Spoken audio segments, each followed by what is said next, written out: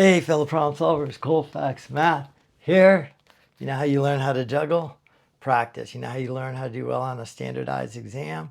Practice. So that's what we're here to do on Colfax Math. Practice doing standardized math exams. Specifically today, I have a medium difficulty arithmetic reasoning for the ASVAB military placement exam. I just did a live show today, and there were quite a few comments like these are all pretty easy. What about the harder ones? So here's how the ASVAB military placement exam works. It is an adaptive test. So the problems start out easy. If you get them wrong, they stay that easy and your score never goes up. If you get the easy ones right, then they start to get a little harder, a little harder, a little harder. So the way to score really well is make sure you get all the easy ones right. That's really where you need to start.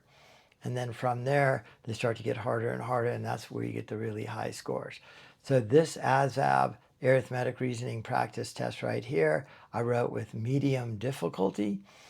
If the person who was in that live stream is watching this video, you could see they are really the same four kind of problems, but to make them medium difficulty, there's like 2 steps or an additional trick in there, or the computation is a little bit harder. No longer is it a quarter or an eighth. You got to do a little more computation. So time is of the essence. This is a no calculator exam, about a minute per problem. And with that said, let's jump in. Make sure you have paper and pencil in front of you. Pause the video, do the problem before I do it. Unpause the video, and then watch how I solved it. I'm going to go at a little bit of a faster pace than usual here because these are a medium difficulty problem. If I'm going too fast for this difficulty of problem, go back and watch some of my videos on just arithmetic reasoning on the ASVAB where I kind of break down the style of problem. All right, so with all that said, let's jump right in here. Again, these are what I would call medium difficulty arithmetic reasoning, 10 practice problems right here. You want to do these before I do them. With the video pause, unpause the video, and watch how I do this. Okay, number 1, a car travels 324 miles on 12 gallons of gas. I'm going to do 324 divided by 12. 12 goes into 32 twice, giving me 24. 32 minus 24 is 8. 84. 12 goes into 84 7 times. So I get 27 miles per gallon. How many gallons of gas will I need to go 405 additional miles? So I got to do 405 divided by 27. See if I can figure this out. 27 times 10 is 270. Half of 270 is 135. 270 and 135 gives me the 405. So I could see it's 15 gallons. I know that was a lot of talking there. What I did is I did 405 divided by the 27. And rather than do all that computation, I looked at my multiple choice answers, and there's a fair bit of discrepancy in them. But I know if I got 10 gallons at 27, that would be 270. If I had 20 gallons, it would be twice that. 15 would be the 270 plus half of that 135, which gave me the 405. All right, moving on to number 2. Again, these are medium difficulty. You'll see these on the easy side of things, but they won't be a double clearance. So here, a store owner buys a jacket wholesale for 40 bucks, marks it up 60% for the retail price. So I do 60% for the retail price, which gives me 66 times 4 is 24. So it goes for 64, right? 60% of that is 60. 24 plus the 40, 64.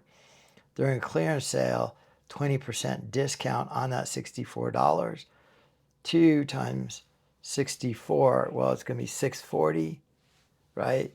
Or 1280. So I'm going to subtract 1280 from there. 64 minus that 1280 will give me 52 or 5120. Correct answer, answer A right there. Let me run that one more time. So I got a 60% markup. I did that pretty quickly in my head. 60 times the 40 is 24. The markup's 24 on that 40. That's what gave me the 64. And then 20% discount. I didn't multiply it out. 20% on this is pretty easy to figure out. Because 10% is $6.40. So 20% is twice that, $12.80. All right, number 2, am I in the way? Make sure you're pausing these videos. All right, John, pause video, give this one a try. Unpause, watch how I do it. John can paint a room in 4 hours, so he could paint 1/4 of a room in an hour. Mark can paint a room in 6 hours, so he could paint 1/6 of a room in an hour. How many will it take? Oh, that's important. How many minutes will it take him to paint the room? And everything else is in hours. So I got to add that 4th and the 6th together. Need a common denominator of 12. This has to be 3 twelfths plus 2 twelfths. Add across the top to get 5 twelfths. So together they could paint 5 twelfths of a room in an hour. How long will it paint one full room? Well, that'll be 12/5 of an hour. 12/5 of an hour, right? It'd be 1 divided by 5 twelfths, which would be 12/5. So that would be 5 goes into 12 2 times. 2 and 2/5 of an hour. What is 2/5 of an hour? 0.4.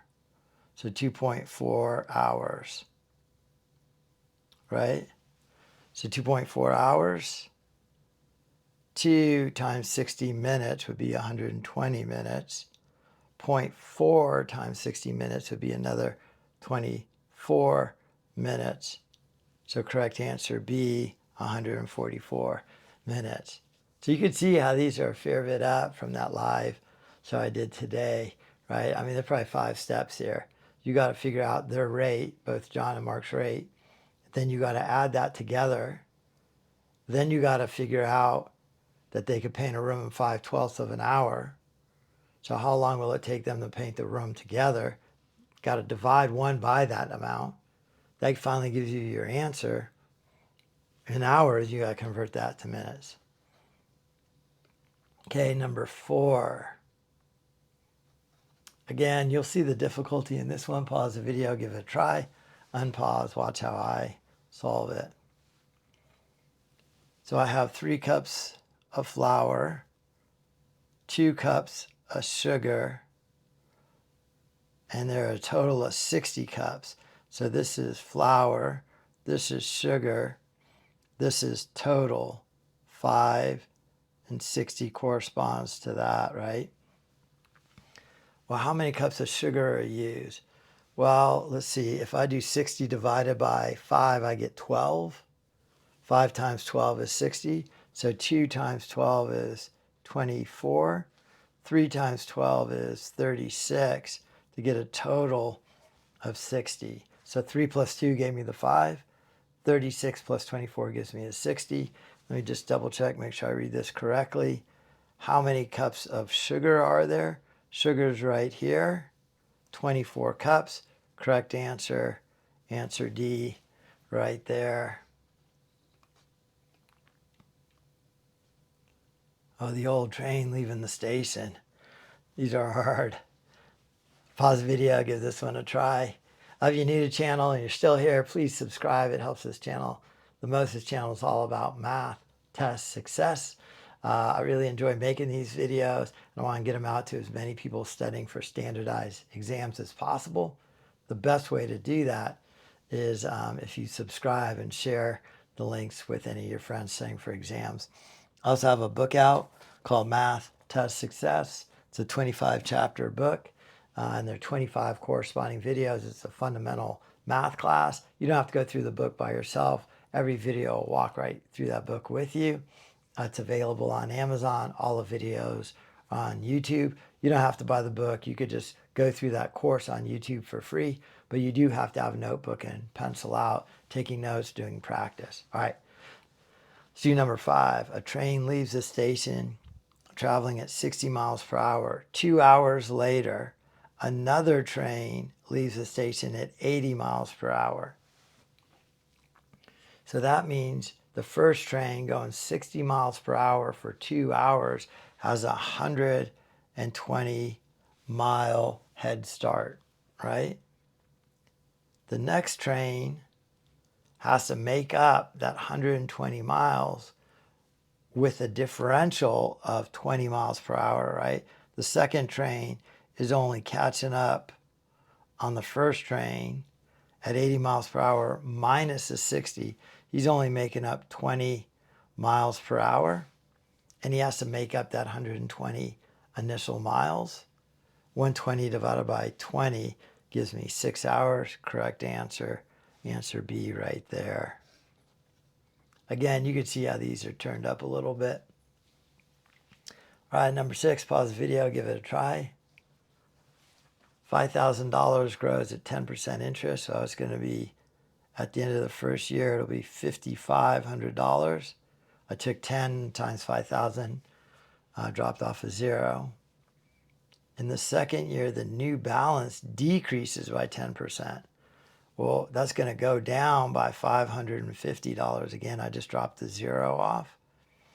So that's going to give me the value of the investment is $4,950. Correct answer number 6 is A. All right, moving right along. All right, a storage room is 15 by 12 and 8 feet high. So I'm going to add 15 and 12. That's going to give me 27. That's 2 of the walls. And I'm going to double that to get the other 2 walls. So that's 54 times 8 for the height. I could just do the 8 times 50 is 400. And then 8 times 4 is 32. So 432. So 432. All right. And you see A is a natural distractor. You want to go right there. You did all that work. However, there is a door 3 feet by 7 feet. So I have to subtract 21 from that, giving me 411. Correct answer, answer C right there. All right, number 8. You can see why these are medium difficulty. A lot of little pieces. They're not really any harder. They're just a little more complicated. So the ideas are the same as I did in that live class. You might want to go back and watch that live class. I'll put a link to it in the video. And those are what I would call on the easier side of arithmetic reasoning, and these on the medium. These problems are really the same. They just got a few extra steps on there. Okay, a shirt originally priced at $50 is marked down 20%. So that $50 shirt goes down. I'm going to just take $10 off of that. So that's going to make it $40. Later, another 10% discount is added. So 10% off of that is $4 off. So now it's $36. What is the total percentage decrease from the original price of $36? So what you want to do here is what is the total percent decrease? Well, the total dollar is 50 minus 36.14 over the original. Everybody with me on that? So it is saying what is the percent decrease from the original $50 price? Well, it started at 50, it sold for 36. The difference is 14 over the original. And then that's not too hard to convert, because to make 50 100, I multiply by 2. So this would be 28 over 100, or 28%. Correct answer, answer C right there. All right, number 9. Going strong, 2 more to go here. A bag contains red, blue, green marbles in the ratio of 3, 4, 5. And there's a total of 60. So the total, 3 plus 4 is 7. 7 and 5 is 12. So the total is 60, right? So I got to have the same ratios to give me that. Well, if I go from 12 to 60, that would be times 5. So 5 times 5 is 25. 4 times 5 is 20. 3 times 5 is 15. So the ratio of red, blue, green is still 3, 4, 5, 15, 20, 25. Let me double check that adds up to 60. It does. How many more green marbles are there than red marbles? So there, so not only do you have them figured them out when the total is 60, which is a pretty hard problem in and of itself, then there's this additional problem of really reading how many more green marbles are there than red marbles. There are 25 green, 15 red, so there are 10 more green. 10 more green, correct answer, answer A. Hard problem, but actually really doable. It's just about breaking it down in little pieces, isolating the independent parts, solving the little steps, and then putting those pieces together. Lastly, number 10. All right, our typical man hours. 8 workers can build a stone wall in 15 days. So I'm going to do 8 times 15. 8 times 10 is 80. Half of 80 is 40. So that has to be 120. So it'll take 8 workers can build a stone wall in 15 days. It'll take 1 worker 120 days, or 120 workers 1 day, right? So it's 120 men per day. How many days will it take 12 workers to build the exact same wall, assuming all workers work at the same rate? 120 divided by 12 will give you 10 days. Correct answer, answer B right there. Thanks for watching. Any questions at all, please put them in the comments. I try and answer every comment or question in the comment. Again, please hit that subscribe button. These were arithmetic reasoning on the medium difficult side of things. And you could see they're very similar to the easy ones, but they start to use up more time because there are more steps, more pieces, more places for you to get yourself caught up and miss a certain word or a certain part. Thanks for watching.